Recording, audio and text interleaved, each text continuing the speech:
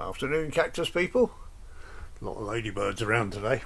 It's middle of October and it's a lovely autumn day, but we're very close to the frost period now, so I've been doing a bit of sorting out. This isn't your usual doing something to a cactus video. It's what I've been up to in here.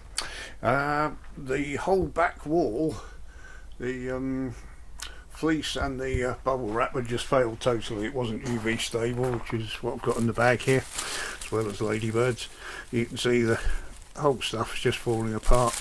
Bubble wrap as well, it's just nothing to it there. So I've had to replace all that with tunnel polythene, which meant getting a lot of plants out and putting some chairs above the tephra cactus, and I've only actually broken one tephra cactus, which is not too bad. But that's all done now. That's all been replaced with new bits of, or second-hand bits of tunnel polythene that had left over from the tunnels, and swapped a few things around. The mirror's over that side now, and now that's given me a bit of space. So I've had to get rid of the big log that was here of the subulata. Unfortunately, it was absolutely infested with mealybugs, and as we know, bug clear isn't working anymore because they've taken the malathion out of it. And likewise with the Opuntia forest down here, the Vestita forest, I've had to take a lot of these out. I've potted them up, and I'm treating this one. It's a crystate one, and the others are potted up in the cold frame outside, and I'm trying something new on them, a new spray. Well, not a new spray, just a different spray, so I'll let you know how I get on with that.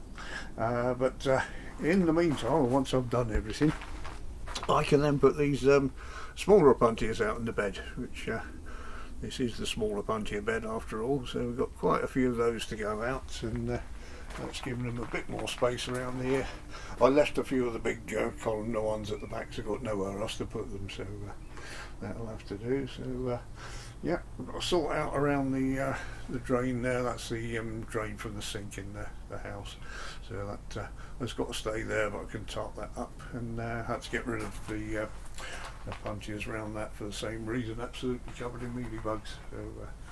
So anyway, apart from that, starting to overwinter things, bringing in stuff from outside, and the unheated tunnel, the shock tunnel. And what I've got to do is sort out everything into here.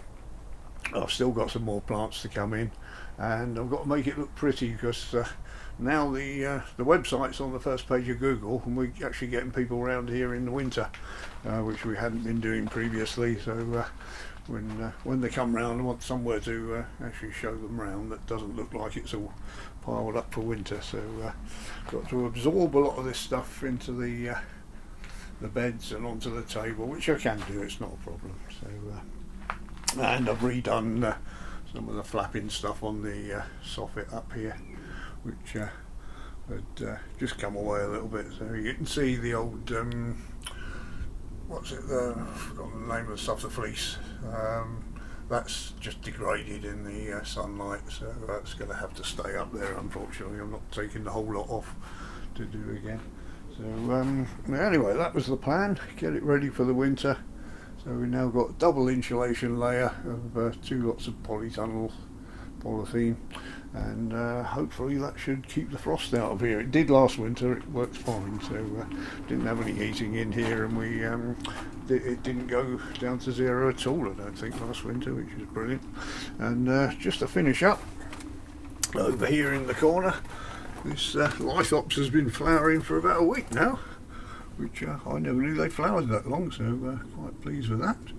So I'll leave you on that floriferous note for the middle of October. Thank you for watching.